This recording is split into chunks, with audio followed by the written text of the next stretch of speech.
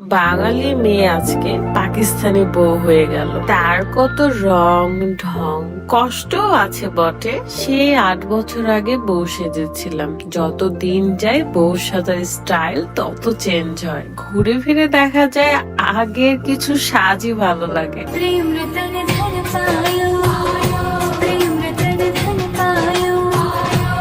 আসসালামু আলাইকুম। আমি বউ সাজতে যাওয়ার আগে ভাবছিলাম কোন ব্যাগটা নিয়ে যাব।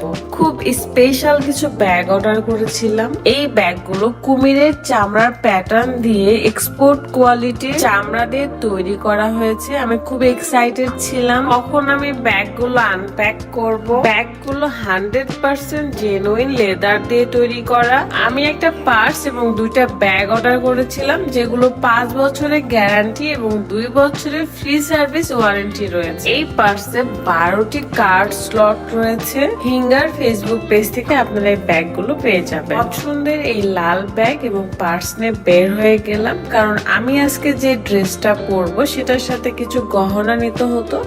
তো এগুলো নিয়ে আমি পার্লারে চলে যাই, তিথিয়াপুর পার্লারে, যেটা লোকেশন রাজশাহী নিউ মার্কেটে, ওমর প্লাজা থেকে একটু সামনে। সো আমাকে এই পাকিস্তানি লুকে কেমন লাগছে আপনাদের অবশ্যই কমেন্ট করে জানাবেন। এই ড্রেসটা এবং এই কালারটা এত জোস, আমার খুব পছন্দের একটা কালার। রেডি হয়ে চলে গেলাম ফটোশুট করতে।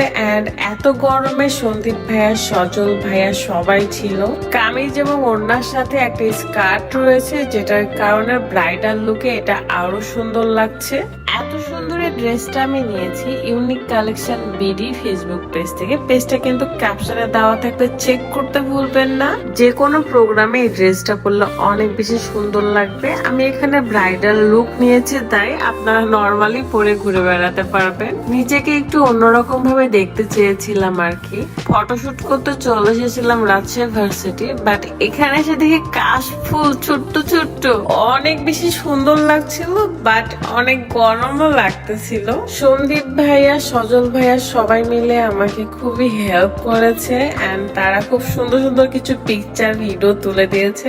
থ্যাংক ইউ সো মাচ ভাইয়া।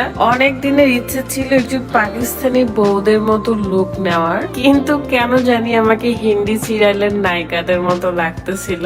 আপনারা একটু কমেন্ট করে জানাবেন আসলে আমাকে কেমন দেখা যাচ্ছে। ভাইরে ভাই, ফটো দেখলে তো মনে হয় কত সুন্দর লাগতেছে, বাট একটা ফটো কিংবা ভিডিওর পেছনে কত যে কষ্ট করতে হয় শুধুমাত্র তারাই জানে যারা এই কাজগুলো করে। আপনারা হয়তো ভাবতে পারেন যে আমি তো বউ সেজে ঘুরে বেড়াচ্ছি, বাট আমার বর কোথায়?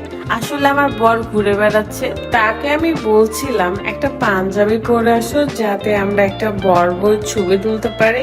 সে আসলে এই গরমের মধ্যে পাঞ্জাবি পরতে একদমই ইচ্ছুক ছিল না, তাই আমি নিজে নিজে শুট করলাম, নিজে নিজে ভিডিও করতেছি। সন্দীপ ভাইয়া তো যতক্ষণ পর্যন্ত তার মনের শান্তি না হচ্ছে ততক্ষণ আমার সুন্দর সুন্দর পিকচার উঠাই দিয়েছে। এন্ড পরে ভাইয়া বললো আমার একটা ছবি তুলে দাও, তাই শিখিয়ে দিচ্ছিল কিভাবে তুলতে হবে। যদিও আমি একটু টুকটাক পারি কিভাবে ছবি তুলতে হয়। এরই মধ্যে কিছু ভালোবাসার মানুষদের সাথে ছবি তুলে নি। রাত বাইক নিয়ে আমার জন্য ওয়েট করতেছিল, বারবার বলছে তাড়াতাড়ি শুটটা শেষ কর, আমরা খেতে যাব সবাই মিলে। এই তো মহারাজা চলে এসেছে, কোনো পাঞ্জাবি নাই, শার্ট নাই, সে আসলে বিন্দাস ঘুরে বেড়াচ্ছে। তো আমরা পরে চলে আসলাম তারফ রেস্টুরেন্টে। এন্ড এই ব্যাগটা কিন্তু আমার সাথে ছিল।